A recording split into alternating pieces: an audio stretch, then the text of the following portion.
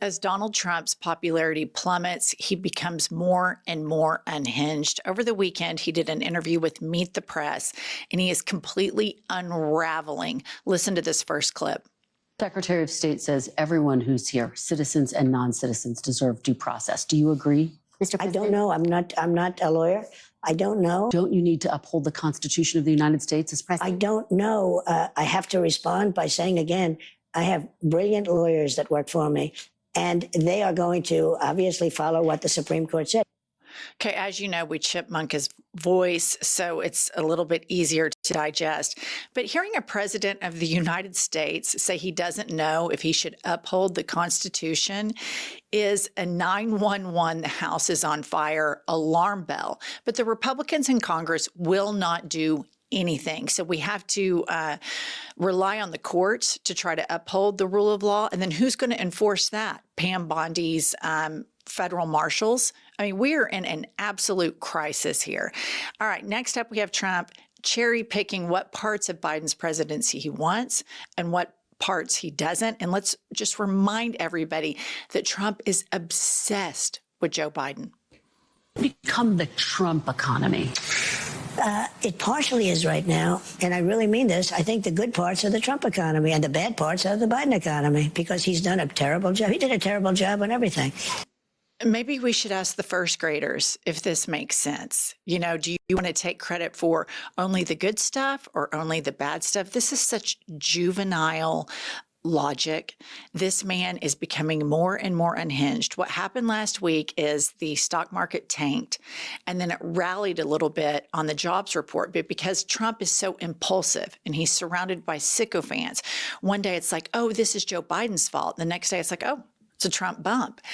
These guys cannot tuck their tail between their legs and be men. These are not the men that they claim to be, these MAGA strong men. They blame, they whine, they complain. They're titty babies. They are not experts in anything. Trump said in the first clip that he has brilliant lawyers surrounding him. He doesn't. He has Pam Bondi, who is the biggest sycophant, who needs to be in a mental institution to be deprogrammed from all of the MAGA indoctrination that she has received. Next up, here he's talking about Jeff Bezos being in his pocket. What did you say to Jeff Bezos? He's just a very nice guy. We have a relationship. I asked him about it. He said, well, I don't want to do that. And he took it off immediately. So he changed course. And will you take that same tactic with other CEOs? If you I'll always call people if I disagree with them. If I think that somebody's doing something that's incorrect, wrong, or maybe hurtful to the country, I'll call. Absolutely. Wouldn't you want me to call? Biden wouldn't call because he didn't know what was happening, but I do. Okay, Jeff Bezos said after Trump won that he couldn't wait to enter just true free market America. And now we have Bezos, who wanted to reveal that this is the tariff cost, and the end consumer, the American consumer, pays for those tariffs. It is a tax on goods. Trump doesn't want his supporters knowing that he is taxing them in addition to all the other taxes we pay. So he calls Jeff Bezos, who immediately bends the knee. Why does Jeff Bezos keep bending the knee? Because Amazon is under investigation by the FEC. Amazon is under investigation by a lot of different organizations, especially under investigation in Europe, just like Elon Musk's companies were under investigation. These guys can't play by the rules. These billionaires have just absolutely crushed capitalism. But it's not enough for them. They still have to skirt the system and then buy off a man who is so short-sighted. All of these policies are short-sighted. It's just feed the ego right now, make Donald Trump feel good right now. We're going to tariff this. We're going to tariff that. We're going to dismantle everything. And the really scary thing about all of this stuff, all of these trade wars, is America is going to be over here in isolation, and we are getting rid of our universities and all of the academic research that the United States has led on. And our economy is just tanking. And Trump wants to bring back coal, and he wants to bring back all these manufacturing jobs. We're supposed to invent the technology that creates the manufacturing jobs. He is taking us back into the dark age, this weird era that all of these MAGA people think was just this golden age. And we are about to enter a very, very dark phase of American democracy. But here Trump is whining, titty baby, cannot ever accept reality. Play this next clip.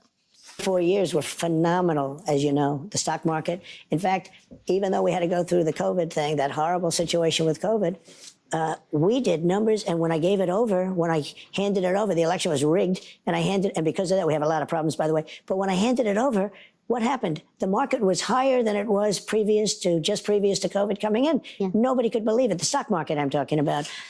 I don't want to look back, but you did take your case to court about that. Back. You took your case to court about your allegations against the election.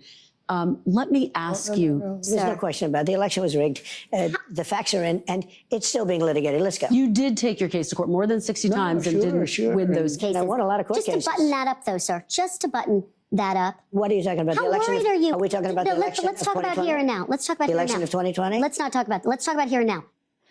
This man is incapable of any level of honesty, anything that just scrapes the veneer of his orange facade and his Photoshop muscles that he puts out on the White House social media, anything that scrapes behind that, meaning he lost. Joe Biden beat his ass in the 2020 election. He can't get over it. Even though he came back and won in 2024, he can't get over it. And his cult is so indoctrinated and so radicalized that in the state that I live in Oklahoma, the superintendent of school, Ryan Walters, is going to mandate that in social studies classes, kids are taught that Donald Trump won the 2020 election, which is objectively, demonstrably, and verifiably false. Yet so many people are so obsequious to this man's ego, they are willing to sell all morals, all truth, all decency right down the river just to give this man an ego boost. Play the next clip.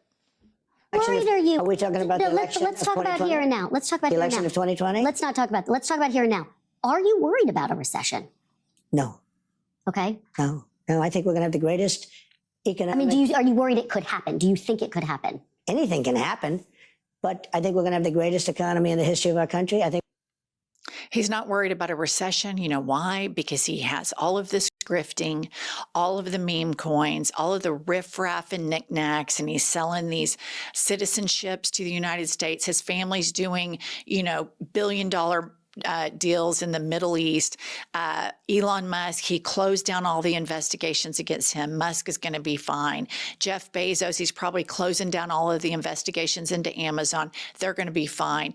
No administration has had more billionaires in it than this one. So he's surrounded by people who are never affected by the recession. But his supporters are going to be disproportionately affected by a recession. And by all accounts, we are heading deeply into a very rapid recession. I want to remind everybody that the Wall Street Journal, the financial paper for the United States of America, owned by right-winger Rupert Murdoch, said on October 30th, whoever wins the election is going to inherit a very strong economy. What does Donald Trump do? Wads it up, throws it in the trash, gets on television and lies to his indoctrinated cult. Play the next clip. And I asked you if you would rule out military force to take Greenland, and you said no, you don't rule out anything. Would you rule out military force to take Canada? Well, I think we're not going to ever get to that point. It could happen. Something could happen with Greenland. I'll be honest. We need that for national and international security. But not I with think Canada? It's highly unlikely. I don't see it with Canada. I just don't see it. I have to be honest with you. Okay, but you don't rule it out for Greenland. And by the way, Canada, they spend less money on military than practically any nation in the world. They pay NATO less than any nation. They think we're subsidized. They think we are going to protect them. And really, we are. But the truth is, they don't carry their full share, and it's unfair to the United States and our taxpayers. But you are not ruling out military force to take Greenland. I don't rule it out. I don't say I'm going to do it, but I don't rule out anything. No, not there. We need that. We need. Okay.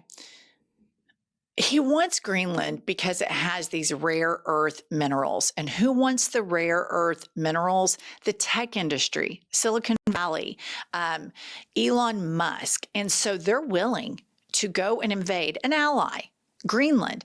And this to me should be impeachable. So many of the things that we've gone through this, that he's not, doesn't know if he should uphold the Constitution, to invading allies, all for billionaires.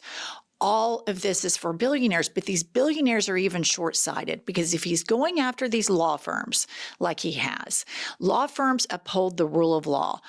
Law firms uphold the rule of law, which uphold capitalism. Next up, he's going to start going after private businesses.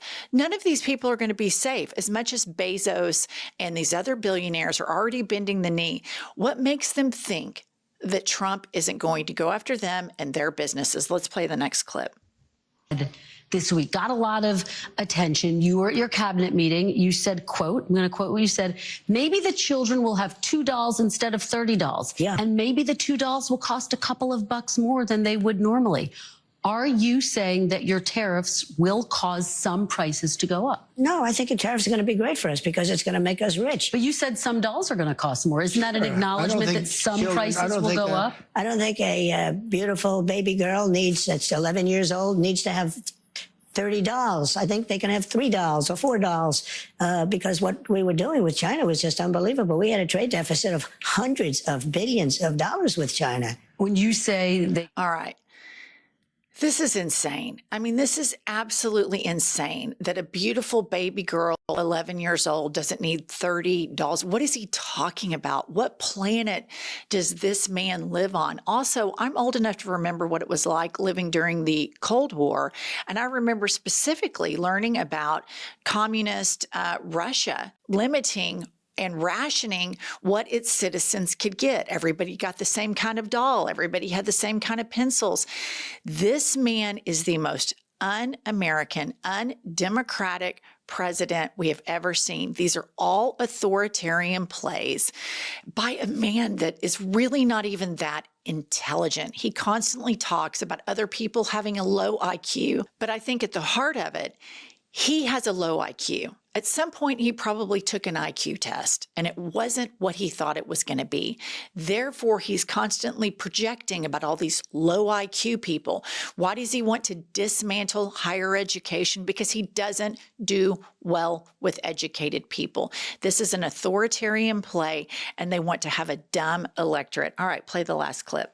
We're talking about this transition cost. How long should people expect that transition to last, Mr. President? I can't tell you that. I can tell you that we're making a lot of money. We're doing great. Again, we're losing more than $5 billion a day. $5 billion a day. You don't talk about that. And right now, we're going to be at a point very soon where we're making money every day. Look, How soon? we were losing hundreds of billions of dollars with China. Now we're essentially not doing business with China. Therefore, we're saving hundreds of billions of dollars. Very simple. Then you realize how this man filed for bankruptcy so many times. He fundamentally doesn't understand business. He fundamentally doesn't understand trade policy. What he just said, and all of the answers of this Meet the Press interview are disqualifying. You had a press that was going bananas over Joe Biden and his age, and Trump does all of this crazy shit and says all of this crazy shit with impunity. It is maddening.